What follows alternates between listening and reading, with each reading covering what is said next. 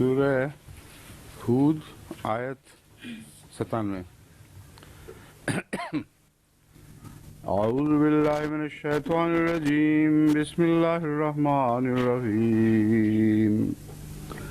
وَلَقَدْ أَرْسَلْنَا مُوسَىٰ بِآيَاتِنَا وَسُلْطَانٍ مُّبِينٍ إِلَىٰ فِرْعَوْنَ وَمَلَئِهِ فَاتَّبَعُوا أَمْرَ فِرْعَوْنَ وَمَا أَمْرُ فِرْعَوْنَ بِرَشِيدٍ يَقْدُمُ قَوْمَهُ يَوْمَ الْقِيَامَةِ فَأَوْرَدَهُمُ النَّارَ وَبِئْسَ الْوِرْدُ الْمَوْرُودُ وَأُتْبِعُوا فِي هَٰذِهِ لَعْنَةً وَيَوْمَ الْقِيَامَةِ بِئْسَ الرِّفْدُ الْمَرْفُودُ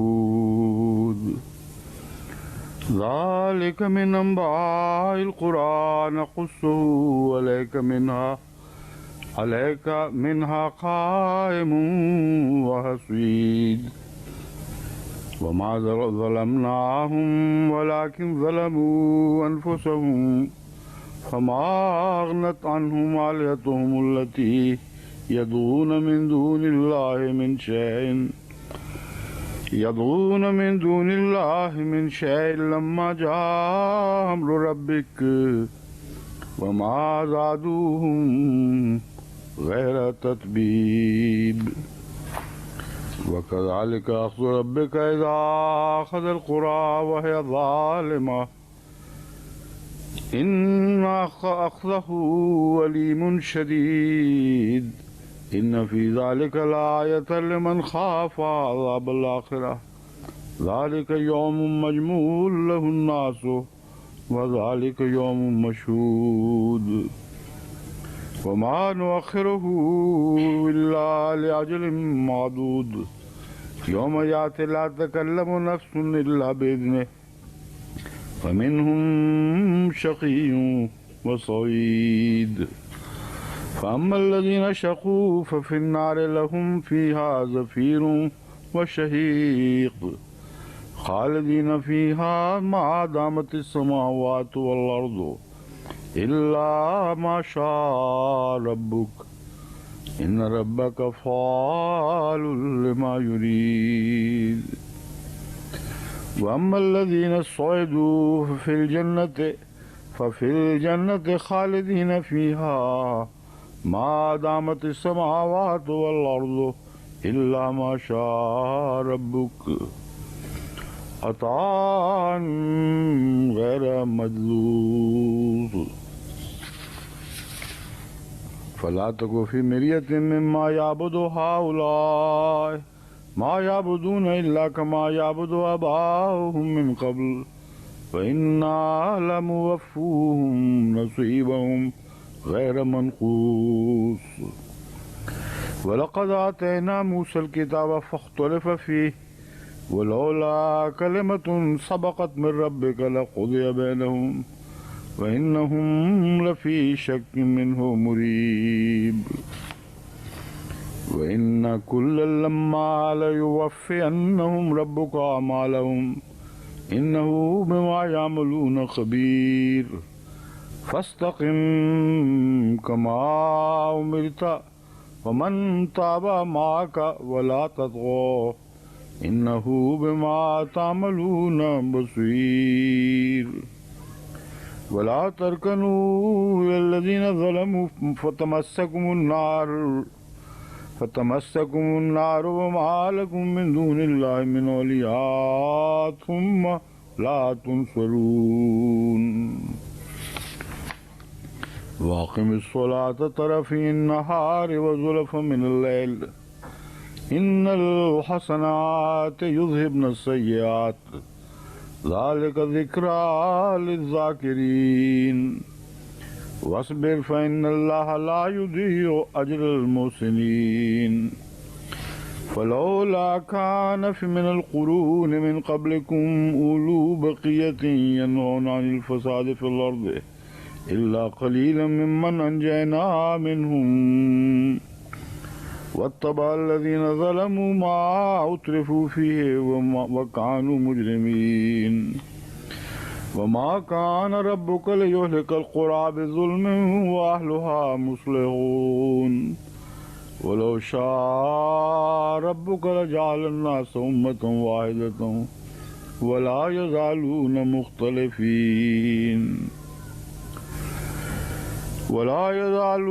مختلفين إلا من رحم ربك ولذلك خلقهم وتمت كلمة ربك لأملأن جهنم من الجنة والناس أجمعين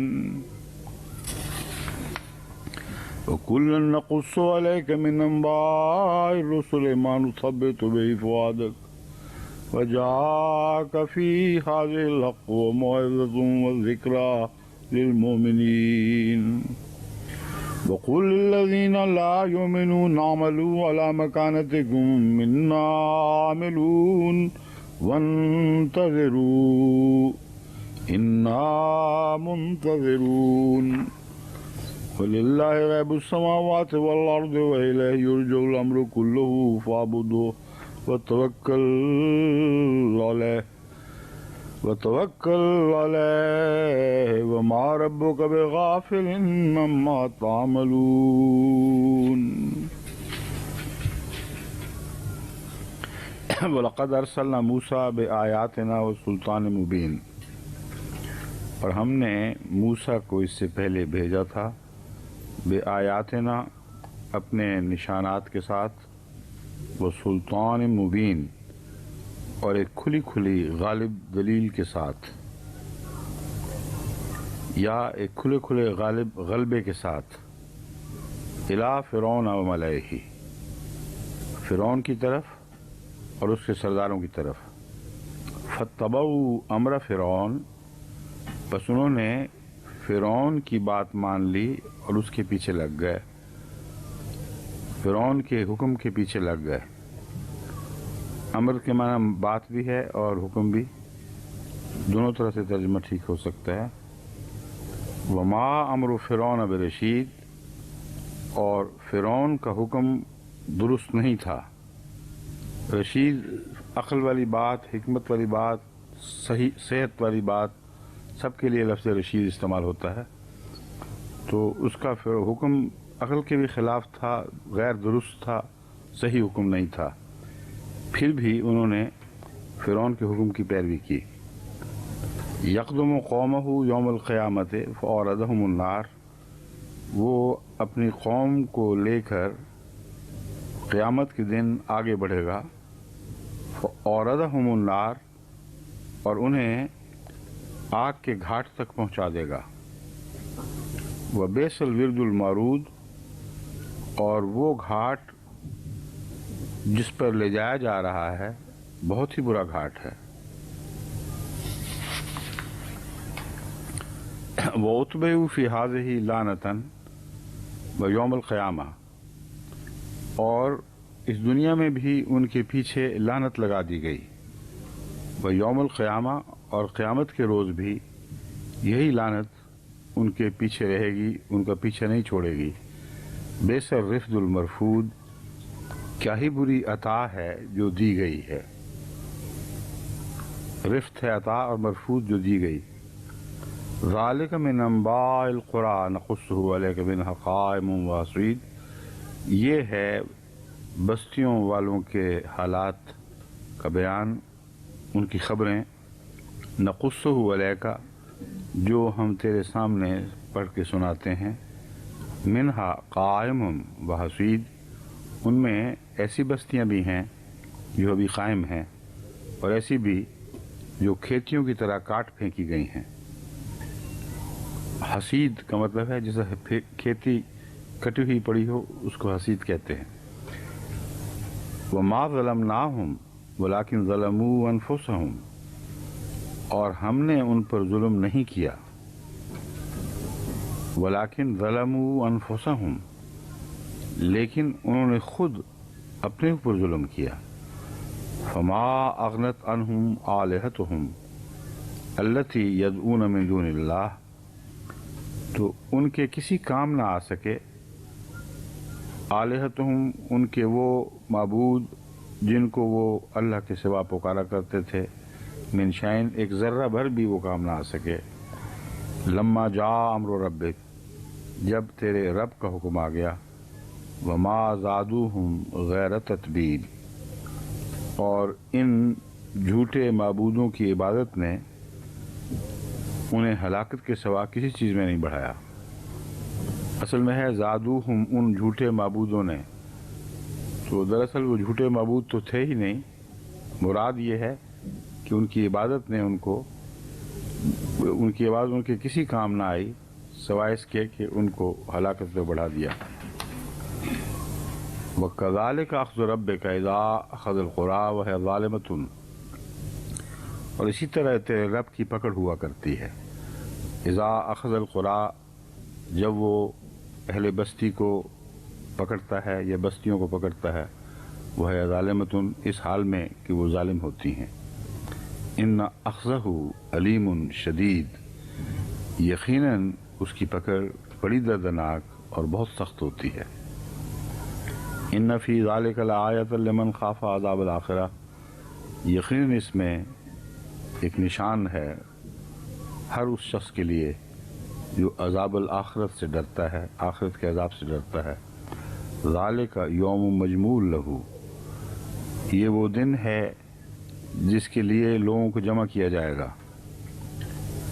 वज़ालिका लहुन नासो, यौम मजमूल लहुन नासो, ये वो दिन है जिस दिन के लिए लोगों को जमा किया जाएगा। वज़ालिका यौम मशहूद, और ये वो दिन है जब हाजिर किया जाएगा, वो दिन जिसमें हाजिर किया जाता है या किया जाएगा। वमा नुअख़्खिरुहु इल्ला लिअजलिन मादूद, और हम इस दिन को सवाए एक मुअय्यन मुद्दत के टाल नहीं रहे। यानी ये दिन एक गिनी चुनी मुद्दत के लिए टाला जा रहा है, हमेशा के लिए नहीं। वमा नुअख़्खिरुहु, हम इसे ताख़ीर में नहीं डाल रहे मगर एक ऐसी मुद्दत के लिए जो पहले से तयशुदा है, जिसकी गिनती पहले से हो चुकी है। यौम याति ला तकल्लमु नफ्सुन, वो दिन जब जिस दिन वो आएगा तो कोई जान भी उसके इज़्न के सिवा काम न कर सकेगी। यौम याते, इसका जो लफ्ज़न तर्जुमा है उसको पेश नज़र रखें। वो दिन, यौम मैंने वो दिन, याते आएगा, ला तकल्लमु नफ्सुन इल्ला बिइज़्निह, कोई जान उस दिन बात नहीं कर सकेगी मगर उसके हुक्म के साथ। इसका तर्जुमा मैंने ये किया है गोया कि जिस दिन वो आएगा तो कोई जान भी उसके इज़्न के सिवा काम न कर सकेगी। ये जिस दिन वो आएगा गलत है मेरे ख्याल में, वो नहीं बीच में आएगा। असल तो है जब वो दिन आएगा, ये तर्जुमा होना चाहिए, इसको ठीक कर लें। यौम याते का उर्दू में बामुहावरा तर्जुमा होगा जब वो दिन आएगा, ला तकल्लमु नफ्सुन इल्ला बिइज़्निह, कोई जान भी उसके इज़्न के सिवा बात नहीं कर सकेगी या नहीं करेगी। फमिनहुम शक़िय्युन व सईद, बस उनमें से बदनसीब भी होंगे और खुश नसीब भी।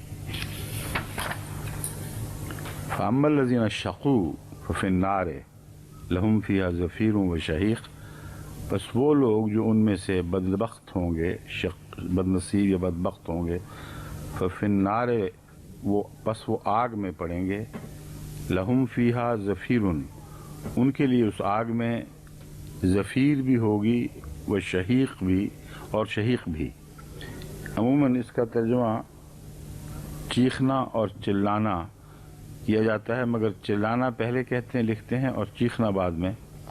ज़फ़ीर का तर्जुमा किया जाता है चिल्लाना और शहीक़ का चीखना। ये मुझे कुछ अजीब सा लगता था, इसलिए मैंने लुग़त में तहक़ीक़ की कि दर हक़ीक़त ज़फ़ीर और शहीक़ क्या है। तो हज़रत इमाम राग़िब ने बहुत ही खुला और वाज़ेह ऐसा तर्जुमा किया है जो बैन ही इस सूरत हाल पर मुंतबिक़ होता है। हज़रत इमाम राग़िब लिखते हैं, और लेन ने भी आपका हवाला दिया है, कि गधे की वो आवाज़ जो चीख की तरह होती है या सीटी की तरह, जिससे वो آواز نکالنا شروع کرتا ہے اور اس کو کہتے ہیں زفیر، اور اس کے بعد جو ڈھینچوں کر کے نہایت بھیانک مکروہ آواز بعد میں اٹھتی ہے اس کو شہیق کہتے ہیں۔ تو ایک ہی جانور کی دو آوازیں ہیں جن کا پہلا حصہ زفیر کہلاتا ہے، دوسرا حصہ شہیق کہلاتا ہے۔ اس کی مزید تشریح یہ کی گئی ہے کہ وہ سیٹی سی آواز جو سانس اندر کھینچتے وقت نکلتی ہے اس کو زفیر کہتے ہیں، اور دمے کی آواز میں بھی جب دموی مریض سانس لیتا ہے تو سانس کی نالیاں تنگ ہونے کی وجہ سے لیتے وقت آواز سے اٹھتی ہے۔ گدھا عمدن اپنے پھیپھڑوں میں شکنجہ سا ڈالتا ہے آواز پیدا کرنے کے لیے، اس لیے وہ بہت تیز اور بڑے زور کے ساتھ ویسی آواز اٹھتی ہے۔ جب وہ نکالتا ہے تو پھر وقفے سے بار بار نکالتا ہے، اور اس سانس باہر نکالنے کے عمل کو جس میں گدھے جیسی آواز پیدا ہو اس کو شہیق کہا جاتا ہے۔ تو ان کے لیے سانس لینا بھی مشکل ہوگا اور سانس نکالنا بھی۔ سانس لیتے وقت بھی تکلیف سے آوازیں اٹھیں گی اور سانس نکالتے وقت بھی بڑی تکلیف سے آوازیں اٹھیں گی۔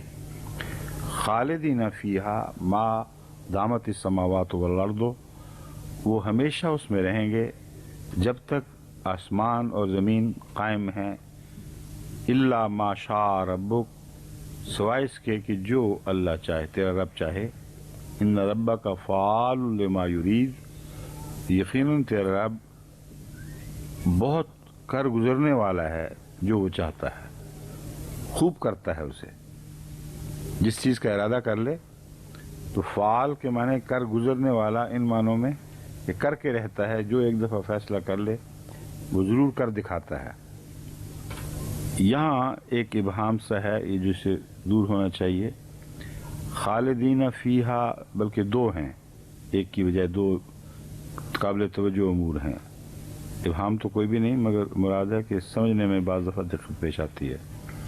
خالدین فیہا ما دامت السماوات والارض، وہ اس میں رہیں گے خالدین لمبے عرصے تک یا ہمیشہ کے لیے، جب تک آسمان اور زمین قائم ہیں۔ الا ما شاء ربک، سوائے اس کے جو تیرا رب چاہے۔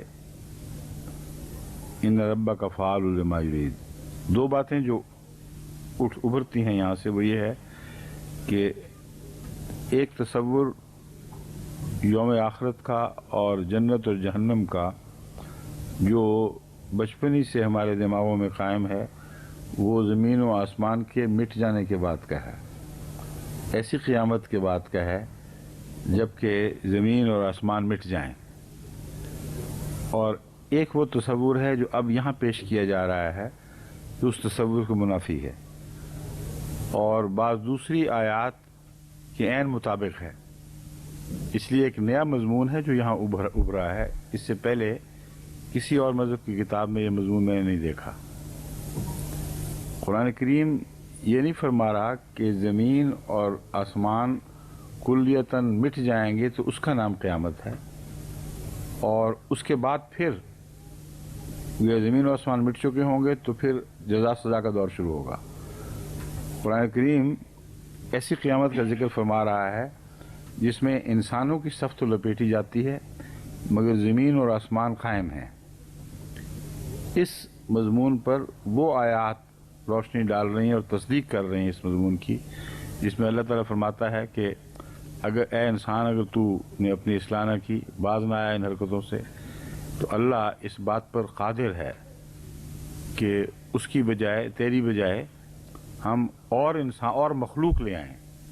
وہاں ان کو انسان نہیں کہا گیا بلکہ یہ فرمایا گیا پھر وہ تم جیسے نہیں ہوں گے، مختلف مخلوق ہوں گے۔ تو اگر زمین اور آسمان ہی مٹ چکے ہوں گے تو مختلف مخلوق کہاں سے آئے گی؟ بس قیامت کا مضمون ایک قوم یا ایک نسل کی مٹنے سے تعلق رکھتا ہے اور دوسری دنیا میں ابھر کر ایک نئی تخلیق میں داخل ہونے سے تعلق رکھتا ہے۔ حضرت نوح کی قوم پہ جو قیامت آئی اس میں حضرت نوح کی قوم کی صف لپیٹی گئی، سوائے ان کے جن کو خدا نے بچانا تھا، اور وہ انسان جس کی صف لپیٹی جائے گی آخری جرم کے نتیجے میں، وہ سارے مٹا دیے جائیں گے اور زمین خالی ہو جائے گی اور زمین باقی رہے گی اور آسمان بھی باقی رہے گا۔ وہ وقت جب انسان کی صف لپیٹنے کا فیصلہ ہوگا، یہ وہ قیامت کبریٰ ہے جو انسان پر آئے گی، ساری کائنات پر نہیں آئے گی، بلکہ اس کے بعد ان کی جزا سزا کا دور شروع ہوگا جبکہ کائنات قائم ہے۔ اسی لیے اللہ تعالیٰ فرماتا ہے خالدین فیہا ما دامت السماوات والارض، جب تک آسمان اور زمین باقی ہیں وہ اس میں ہمیشہ رہیں گے، الا ما شاء ربک، سوائے اس کے جو اللہ چاہے، جو تیرا رب چاہے۔ سوائے اس کے کا اب کیا معنی ہے؟ دوسرا پہلو ہے سوائے اس کے کا یہ معنی ہے کہ جب تک کائنات اپنی تمام عمر کو پہنچ نہ جائے جہنم ضروری نہیں کہ اس وقت تک جاری رہے، بلکہ اگر اللہ فیصلہ فرمائے گا کہ بخش دیا جائے، پہلے جہنم کو ختم کر دیا جائے، تو اس کائنات کے اپنی آخری نقطہ عروج تک پہنچنے سے پہلے یا نقطہ زوال تک پہنچنے سے پہلے ان کو جہنم کو ختم کیا جا سکتا ہے اگر تیرا رب یہ چاہے۔ ان ربک فعال لما یرید، یقیناً خدا ضرور کر دکھاتا ہے، کر دکھانے والا ہے اس چیز کو جو وہ چاہے۔ وَأَمَّا الَّذِينَ سُعِدُوا فَفِي الْجَنَّةِ خَالِدِينَ فِيهَا، اور وہ لوگ جو خوش نصیب بنائے جائیں گے، فَفِي الْجَنَّةِ، تو وہ جنت میں ہوں گے، خالدین فیہا، ہمیشہ اس میں رہیں گے، ما دامت السماوات والارض، جب تک آسمان اور زمین باقی ہیں، الا ما شاء ربک۔ یہ اسی الا ما شاء ربک نے دیکھیں کتنی خوبصورت انداز میں ایک طرف مدت میں کمی کر کے دکھا دی ہے، دوسری طرف مدت میں اضافہ کر کے دکھا دیا ہے۔ پہلا الا ما شاء ربک جہنم کی مدت میں کمی کی طرف اشارہ کر رہا تھا، اب ما شاء ربک زمین و آسمان کے مٹ جانے کے بعد بھی ان لوگوں کی جنت کے ابدی ہونے کا ذکر فرما رہا ہے جن کو وہ پسند فرمائے گا، جن کو جنت کی خوشخبری ملے گی۔ ثبوت اس بات کا اسی آیت کے اگلے حصے میں ہے، عطاءً غیر مجزوز، یہ وہ عطا ہے جو منقطع کبھی نہیں ہوگی۔ بس اس زائد ٹکڑے نے اس مضمون سے پردے اٹھا دیے کہ بظاہر دونوں آیتیں ہمیشگی کے وعدے کر رہی ہیں، مگر جہنم کے وعدے کے ساتھ عطاءً غیر مجزوز نہیں فرمایا، صرف جنت کے وعدے کے ساتھ عطاءً غیر مجزوز فرمایا ہے۔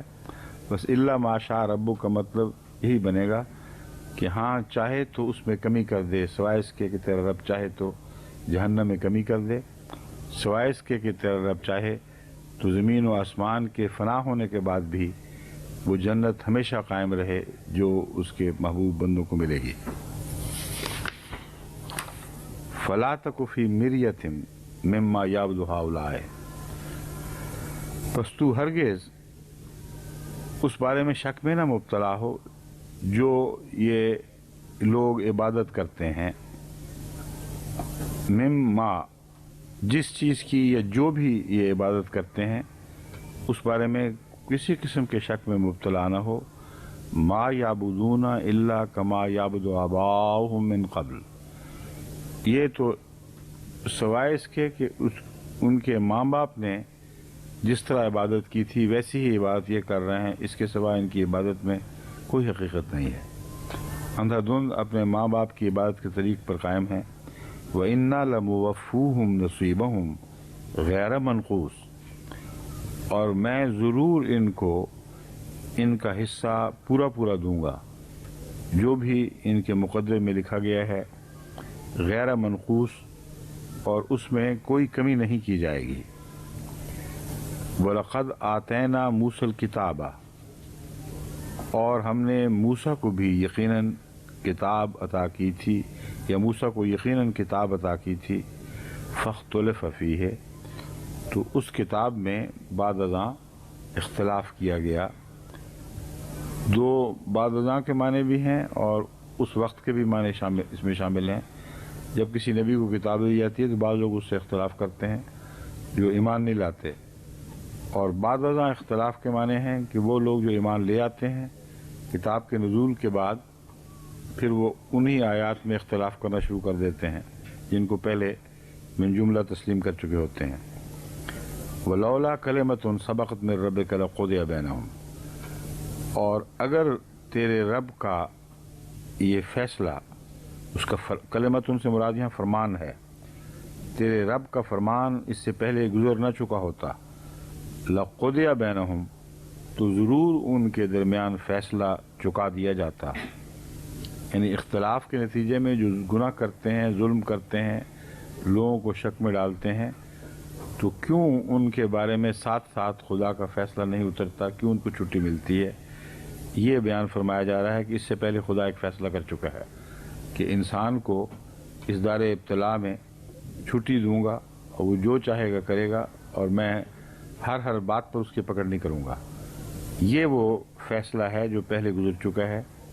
وَإِنَّهُمْ لَفِي شَكٍّ مِّنْهُ مُرِيبٍ، اور وہ لوگ اس بارے میں کہ خدا کی تقدیر اترتی ہے، خدا کی تقدیر پکڑتی ہے اور فیصلے کا دن بھی آنے والا ہے، ان امور میں لفی شک منہ، وہ شک میں مبتلا ہیں، ایسے شک میں مریب جو ان کو متردد رکھتا ہے.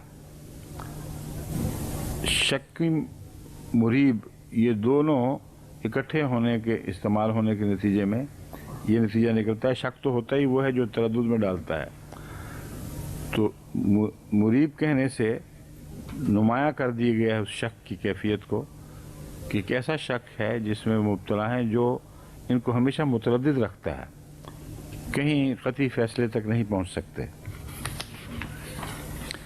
وَإِنَّ كُلًّا لَمَّا لَيُوَفِّيَنَّهُمْ رَبُّكَ أَعْمَالَهُمْ، اور یقیناً ہر شخص کو، ہر جان کو، یا تمام لوگوں کو، کلن یہاں تمام کے معنوں میں بہتر رہے گا، اِنَّ كُلًّا لَمَّا لَيُوَفِّيَنَّهُمْ، اور یقیناً سب کو تیرا رب ان کے اعمال کا پورا پورا بدلہ ضرور عطا فرمائے گا. اس میں کئی معنوں میں شدت پیدا کرنے والے الفاظ کو اکٹھا کر دیا گیا ہے.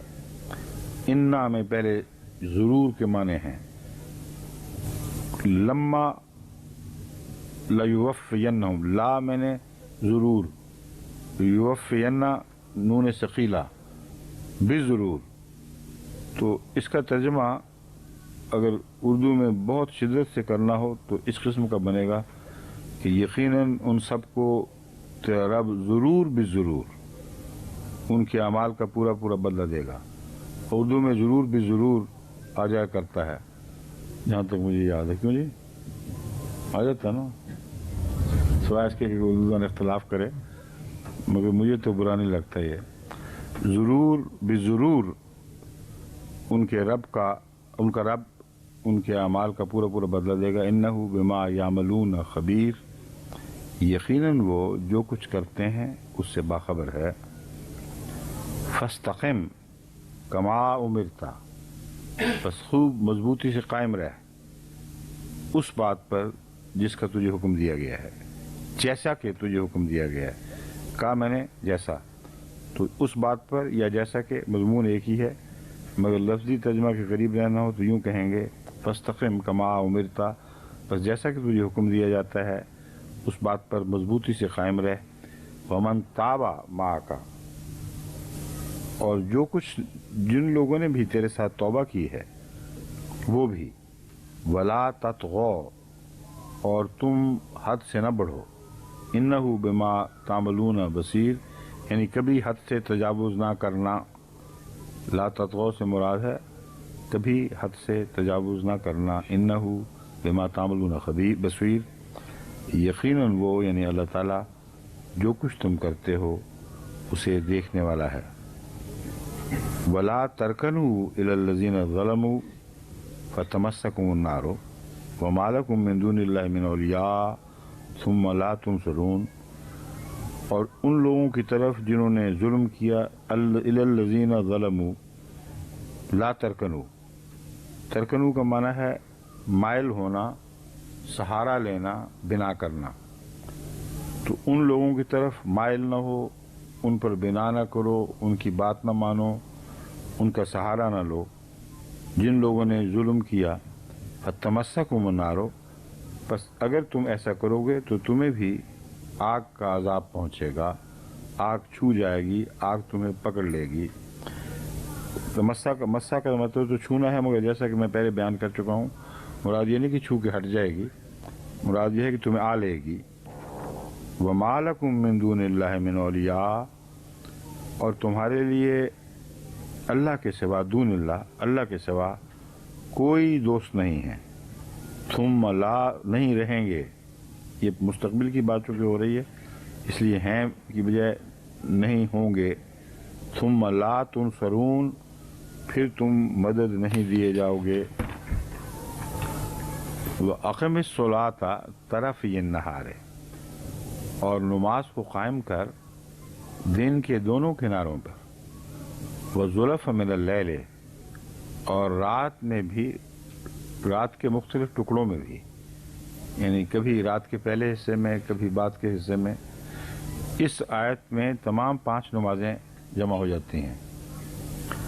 وَأَقِمِ الصَّلَاةَ طَرَفَيِ النَّهَارِ، دن کے دونوں کناروں میں نماز کو قائم کر، اور یہاں نہار سے مراد سورج چڑھنے کے بعد نہار مراد نہیں ہے میرے نزدیک، بلکہ طلوع فجر کے ساتھ جو وقت شروع ہوتا ہے وہ مراد ہے، اور غروب کے بعد تک جو روشنی رہتی ہے وہ مراد ہے۔ اگر یہ معنی درست ہوں تو پھر طرف نہار کا مطلب ہے 2 طرح سے، ایک وہ کنارہ جو طلوع ہوتے ہی روشنی لے کے آتا ہے، صبح کی نماز ہے، ایک وہ کنارہ جو غروب ہونے کے بعد روشنی باقی رکھتا ہے اور دن ہی کا حصہ کہلا سکتا ہے، وہ مغرب کی نماز ہے۔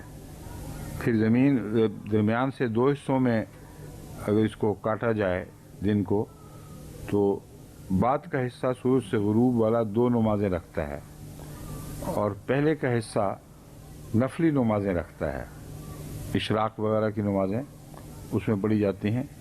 اور بعض احادیث سے پتہ چلتا ہے کہ حضرت صلی اللہ علیہ وسلم نے ان نمازوں پر بھی بڑی زور سے تاکید فرمائی کہ یہ نماز بھی پڑھنی چاہیے۔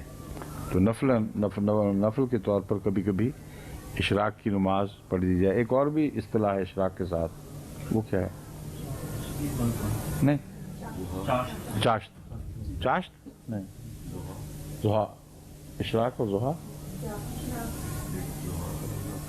ایک وہ نماز ہے جو سورج نکلنے کے بعد تقریباً 8-9 بجے کے قریب، اور ایک ذرا اس سے بھی لیٹ، تو زہر کے وقت سے ہیں، چاشت کہتے ہیں،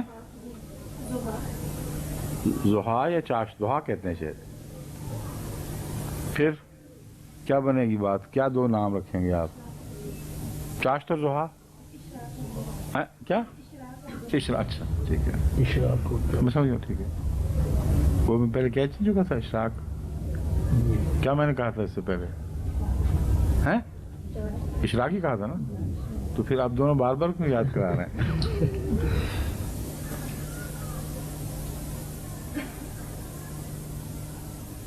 اگلی بات یہ ہے، ان الحسنات یذہبن السیئات، یقیناً نیکیاں برائیوں کو لے جاتی ہیں، دور کر دیتی ہیں۔ یہ بہت ہی اہم مضمون ہے جس کا نمازوں کے دن کے مختلف حصوں سے تعلق ہے، کیونکہ ہر دن کے حصے اور رات کے حصے کے ساتھ کچھ بدیاں بھی متعلق ہوتی ہیں۔ کچھ بدیاں دن کے شروع میں کی جاتی ہیں، کچھ آخر پر، رات کے آغاز پر۔ یہ جو کئی قسم کے ناچ گانے کی پارٹیاں ہیں یہ رات کے مختلف حصوں میں ہوتی ہیں۔ کئی قسم کے گناہ، چوری، چکاری وغیرہ یہ رات کے بھیگ جانے کے وقت کیے جاتے ہیں۔ غرضی کے دن کے حصوں میں بھی جب دن چڑھتا ہے تو کئی پھر ظالم اس وقت ظلم کے لیے ارادے سے نکلتے ہیں. جو رشوت لینے والے ظالم لوگ ہیں ان کے لیے دن چڑھ جاتا ہے، وہ مزے ہو جاتے ہیں ان کے. تو کچھ رات کے پردے میں چھپ کر بدیاں کی جاتی ہیں، کچھ دن دہاڑے بدیاں کی جاتی ہیں. نمازوں کی یہ تقسیم بتاتی ہے کہ ہر بدی کے مقابل پر ایک نماز ہے، اور اگر نماز سچی ہوگی تو ضرور ان بدیوں کا ازالہ کرے گی. لیکن یہاں نماز کا لفظ استعمال نہیں فرمایا ان الحسنات یذہبن السیئات. نیکی کے اندر یہ صفت ہے، اس لیے تمہاری نمازیں نیکیاں نہیں کہلا سکتی اگر وہ بدیاں دور کرنے والی نہ ہوں. اگر ان سب بدیوں میں تم اسی طرح جکڑے رہو اور نہ دن کی بدیاں دور ہوں نہ رات کی بدیاں دور ہوں تو یہ نمازیں تو تم سمجھتے رہو مگر حسنات نہیں کہلا سکیں گی. حسنات کی ایک بنیادی صفت ہے، اس سے وہ کبھی خالی نہیں ہوتی. جب حسنہ آتی ہے انسان کے اندر تو کسی نہ کسی مقابل کی بدی کو دھکیل کر باہر پھینک دیتی ہے. ذالک ذکریٰ للذاکرین، یہ بہت بڑی نصیحت ہے ان لوگوں کے لیے جو نصیحت پکڑنے والے، غور کرنے والے یا اللہ کی یاد کرنے والے ہیں. ذکرہ نصیحت کو بھی کہتے ہیں اور یاد کو بھی. بس یہ ایک بہت بڑی نصیحت ہے کیونکہ موقع یہاں نصیحت کا ہو رہا ہے ان لوگوں کے لیے جو اللہ کو یاد کرتے ہیں. ذاکرین کا اشارہ ان عبادتوں کی طرف ہوگا جو آیت کے پہلے حصے میں ہے. ان الحسنات یذہبن السیئات کی طرف ذالک ذکرہ کا اشارہ ہے. تو وہ نیکیاں تمہارے کام نہیں آئیں گی اگر نصیحت نہیں پکڑو گے اس بات سے. اگر نصیحت پکڑو گے تو یاد الہی تمہارے کام آئے گی، اگر نہیں تو بیکار جائے گی. فرضی طور پر تم یاد الہی کر رہے ہوگے، حقیقتاً اس کے فائدے سے عاری ہوگے. وصبر فإن اللہ، میں نے کہا وہ گھڑی کہاں چلے گئی جو یہاں لگی ہوتی تھی؟ ابھی ہے وقت. وہ دوسرے اسٹوڈیو میں تھی. یہاں بھی گھڑی کا کیا چھوٹی سی گھڑی چیز ہے، یہاں بھی لگوا دیں. 2-3 طرف لگی ہونی چاہیے گھڑیاں ذرا اوپر کر کے تاکہ جتنے بھی لوگ بیٹھے ہوں اپنی نظر اٹھا کے دیکھ سکیں. وَاصْبِرْ فَإِنَّ اللَّهَ لَا يُضِيعُ أَجْرَ الْمُحْسِنِينَ، پس صبر کر فَإِنَّ اللَّهَ لَا يُضِيعُ، پس یقیناً اللہ تعالیٰ ضائع نہیں کرتا اجر المحسنین، احسان کرنے والوں کے اجر کو. فَاصْبِرْ فَإِنَّ اللَّهَ لَا يُضِيعُ أَجْرَ الْمُحْسِنِينَ، یہاں محسن کا ترجمہ ہے احسان کرنے والا. یہ احسان دو رخا ہے. ایک وہ احسان ہے جو نیکیوں کو سنوارنے والا اور خدا کے حضور عبادت کو اس طرح سنوار کر پیش کرنے والا کہ انسان اچھا ہو کر خدا کے حضور حاضر ہو. ایک احسان ہے بنی نوع انسان کے تعلق میں اور اپنے ہم جنسوں سے تعلق میں. ان دونوں احسانات کے معنی بدل جاتے ہیں. ایک ہے ان سے جو معاملہ کرو وہ خوبصورت کر کے اس طرح کرو کہ تمہارا ان پر احسان ہو، صرف عدل کا بدلہ نہ دینے والا، عدل کرنے والے نہ ہو بلکہ احسان کا سلوک کرنے والا ہو، ان کے حق سے بڑھ کر ادا کرنے والے. اور جہاں تک اللہ تعالیٰ کے حضور احسان کا معاملہ ہے، اس کا مطلب یہ ہے اب تم ایسا کرو کہ خدا کا تم پر جو حق واجب ہے اس میں کمی نہ آنے دو، اور اپنے معاملات کو اس طرح سنوارو، اپنی عبادتوں کو اس طرح سنوارو کہ خدا تعالیٰ تمہیں محسنین میں لکھ لے. خدا پر احسان تو ہو نہیں سکتا مگر عبادتوں کو خوبصورت ضرور بنایا جا سکتا ہے. بس یہاں احسان سے مراد حسن پیدا کرنا ہے صرف، اور نعوذ باللہ اللہ پر کوئی احسان نہیں. فَاصْبِرْ فَإِنَّ اللَّهَ لَا يُضِيعُ، اب صبر کا اس کے ساتھ کیا تعلق ہے؟ صبر کا دونوں طرح تعلق ہے. ایک تو نیکی وہ جو قائم رہنے والی نیکی ہے، اسی کا ذکر چلا ہے. یذہبن السیئات، نیکی آ کے ٹھہر جاتی ہے اور برائی کو دھکیل باہر کرتی ہے. اور آن حضرت صلی اللہ علیہ وآلہ وسلم نے صبر کی تعریف یہ فرمائی ہے، ایک تعریف جو بہت اہم اور بنیادی ہے، کہ نیکی کو اس طرح انسان پکڑ بیٹھے کہ پھر کبھی بھی اس نیکی سے جدا نہ ہو۔ تو چونکہ مضمون یہ نیکیوں کا بیان ہوا ہے، اس لیے یہاں صبر کا تعلق ان پہلی آیت سے یہ ہوگا کہ صبر کے ساتھ اپنی نیکیوں کو پکڑ رکھنا، یہ کبھی تم سے جدا نہ ہو، کیونکہ نیکیوں کا کام یہ نہیں کہ آئیں اور چلی جائیں، نیکیوں کا کام یہ ہے کہ آ کے ٹھہر جائیں اور برائیوں کو قریب نہ پٹکنے دیں، ان کو نکال باہر کریں۔ یہ اگر تم کر لو فإن اللہ لا یضیع اجر المحسنین، تو جو لوگ اپنے معاملات کو، اپنے اعمال کو ہمیشہ حسین بناتے رہتے ہیں، ان کے اجر کو اللہ تعالیٰ کبھی ضائع نہیں فرماتا۔ فلولا کان من القرون من قبلکم اولو بقیۃ ینہون عن الفساد فی الارض الا قلیلا ممن انجینا منہم، پس کیوں نہ تم میں سے، لو کانا من القرون من قبلکم، ہاں کیوں نہ ایسا ہوا کہ تم سے پہلے جو شہروں اور بستیوں میں رہنے والے لوگ تھے، اولو بقیۃ، جو صاحب عقل تھے، ینہون عن الفساد فی الارض، کیوں نہ ایسا ہوا کہ وہ زمین میں فساد کرنے سے لوگوں کو روکتے۔ یہ بات ہے پوری جو آخر پر جا کے نکلتی ہے۔ فلولا، کیوں، آخر کیا بات مانے تھی، کس بات نے ان کو روک دیا کہ من قبلکم، تم سے جو پہلے لوگ تھے، القرون سے مراد بستیوں والے، شہروں یا دیہات میں بسنے والے، اولو بقیۃ، اتنے صاحب عقل کیوں نہ ہوئے کہ ینہون عن الفساد، کہ وہ فساد سے روکتے، فی الارض، زمین میں، الا قلیلا منہم ممن انجینا منہم، ہاں معدود چند ان کے سوا جن کو اللہ تعالیٰ نے ان میں سے نجات بخشی، انہوں نے ایسے ہی کیا۔ وَاتَّبَعَ الَّذِينَ ظَلَمُوا مَا أُتْرِفُوا فِيهِ وَكَانُوا مُجْرِمِينَ، اب یہ جو بیچ میں جملہ معترضہ ہے، اس کو چھوڑ کر اس حصے کو پہلے حصے سے ملا کر پڑھنا ہوگا۔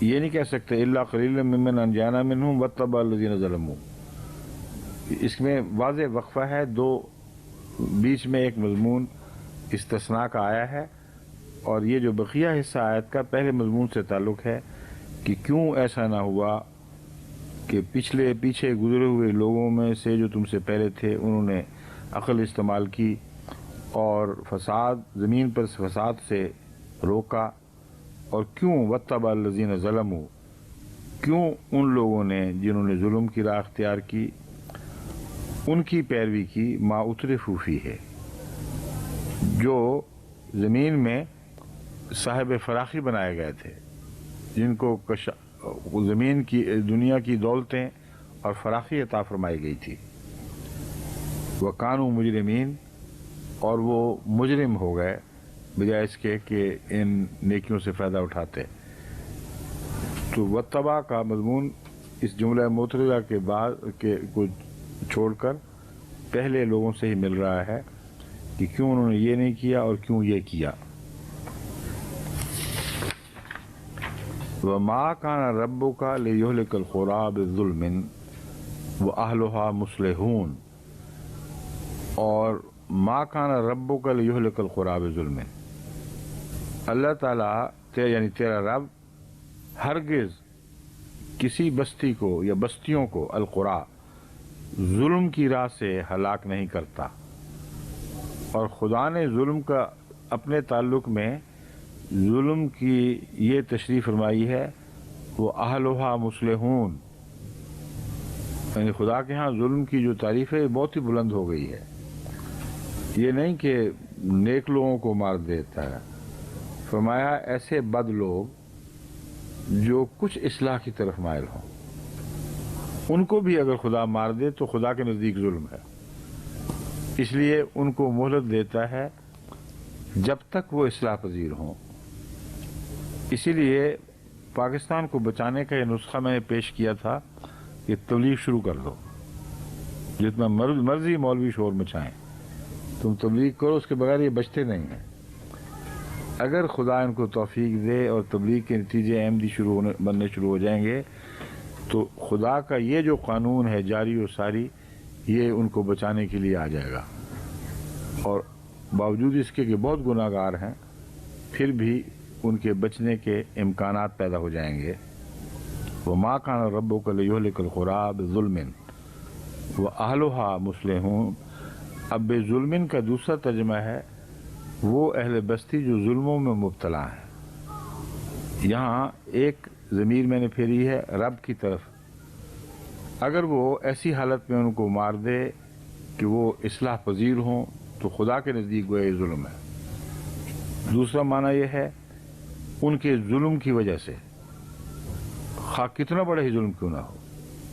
ما کان ربک لیہلک القری بظلم، کسی بہت بڑے ظلم کے نتیجے میں بھی بستی والوں کو ہلاک نہیں کیا کرتا اگر وہ اصلاح کی طرف مائل ہو چکے ہوں اور اصلاح کی طرف متوجہ ہوں۔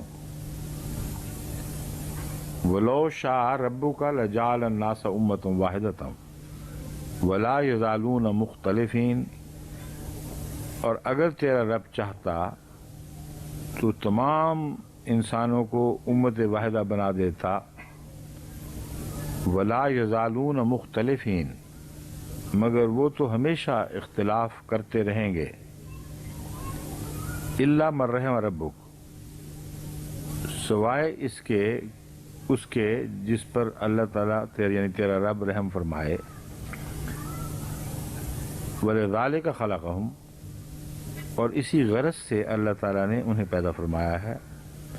وَتَمَّتْ كَلِمَةُ رَبِّكَ لَأَمْلَأَنَّ جَهَنَّمَ، اور تیرے رب کا یہ فرمان پورا ہو گیا، لَأَمْلَأَنَّ جَهَنَّمَ، کہ میں ضرور جہنم کو بھر دوں گا، من الجنت والناس اجمعین، جنوں سے اور انسانوں سے تمام کے تمام، ان سب سے بھر دوں گا۔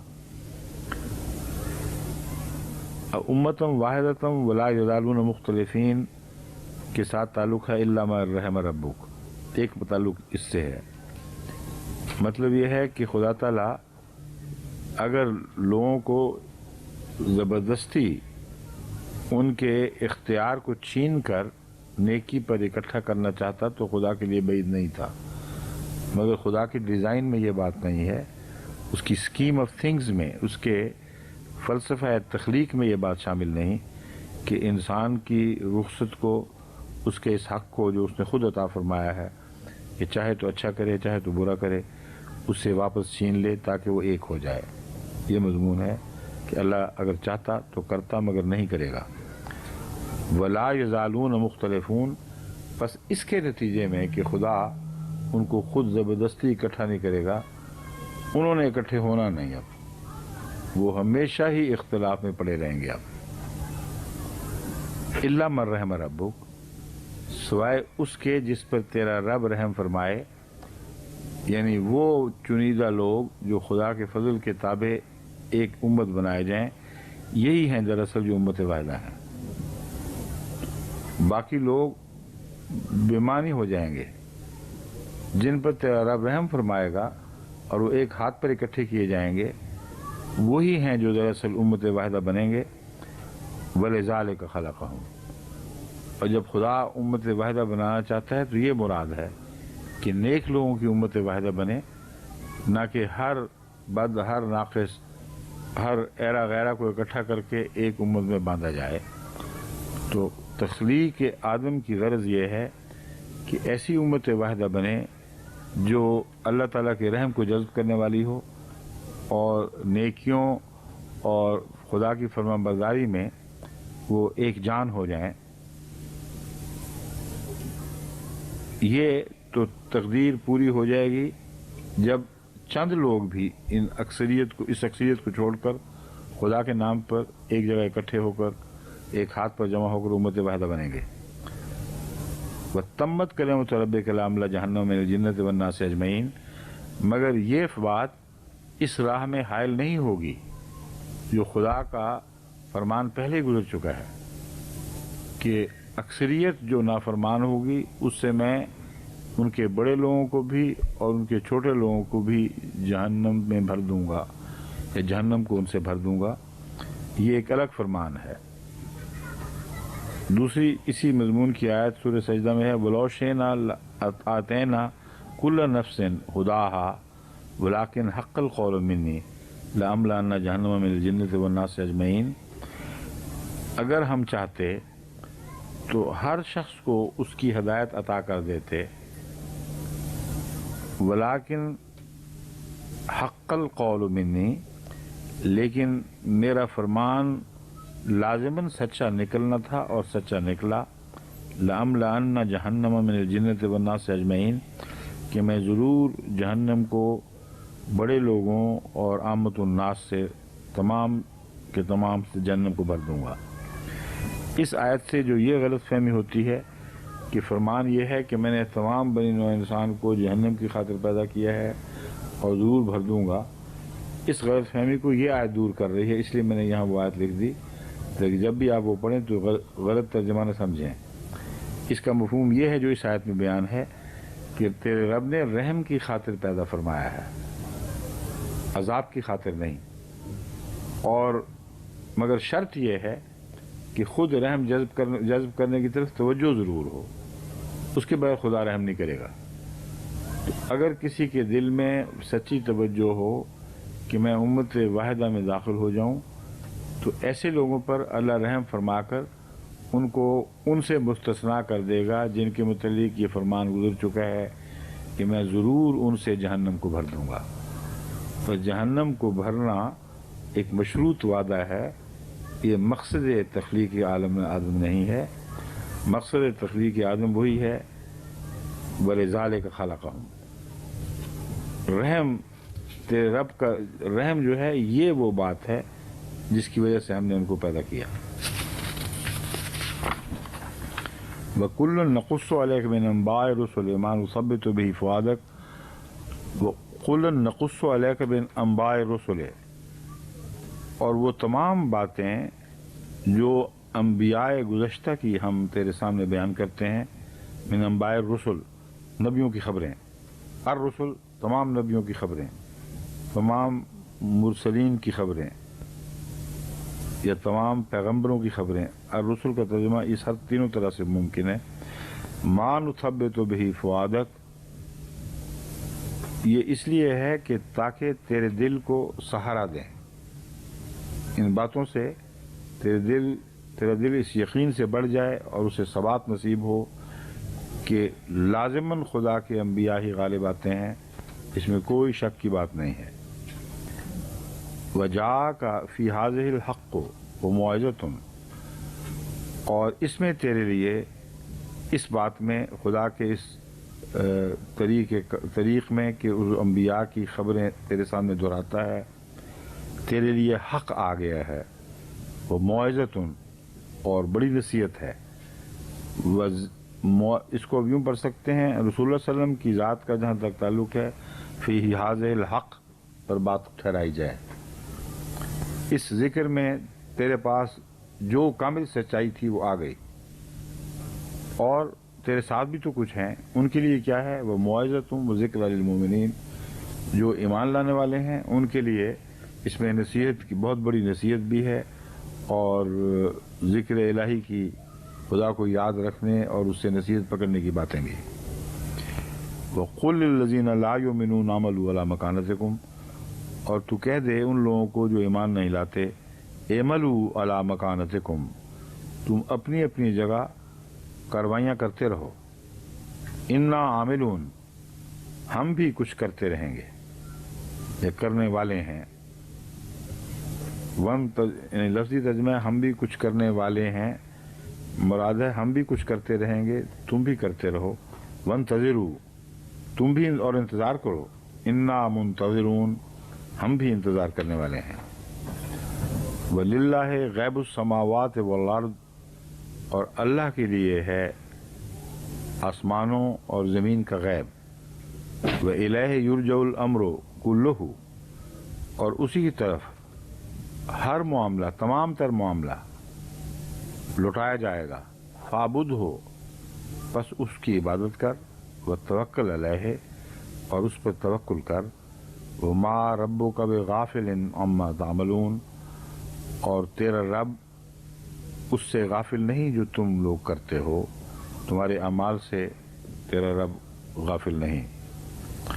اب دیکھیں مخاطب رسول اللہ صلی اللہ علیہ وسلم ہے اور عمل جو ہے وہ مخاطب ہی میں بیان کیا گیا، مگر رسول اللہ صلی اللہ علیہ وسلم کا نہیں بلکہ سب کا، کیونکہ اس میں ہلکا سا منفی پہلو ہے عمل میں، اس لیے واحد نے اڑا دیا اس خطاب کو اور جمع میں کر دیا کہ تم سب جو مومن بھی ہو غیر بھی ہو جو بھی عمل کرتے ہو اس پر خدا کی نظر ہے، کیونکہ اس عمل میں ہلکا سا اس بات کا اشتباہ تھا کہ منفی عمل کی طرف زیادہ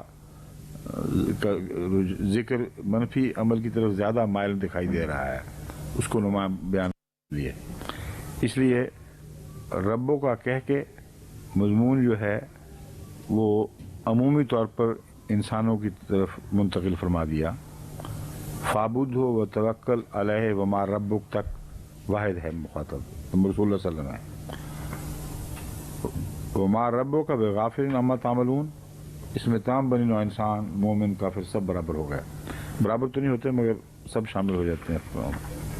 بس آج کا سبق اتنا ہی ہے، اب آگے دونوں مٹھیاں بند ہو گئی نا؟ ہاں اچھا ماشاء اللہ، ایک مٹھی ابھی چل رہی ہے، ایک ختم ہو چکی ہے، اس لیے اب چونکہ ہماری وہ دوسری کلاس ہے نیچے اسی پر اکتفا کرتے ہیں، تلاوت بھی ختم ہو چکی ہے اس رکوع تک اور آئندہ سے غالباً سورت بھی ختم نہیں ہو جاتی ہے، کہاں ہے؟ ہاں اس کے بعد سورہ یوسف آئے گی آگے، ٹھیک ہے چلیے السلام علیکم ورحمۃ اللہ۔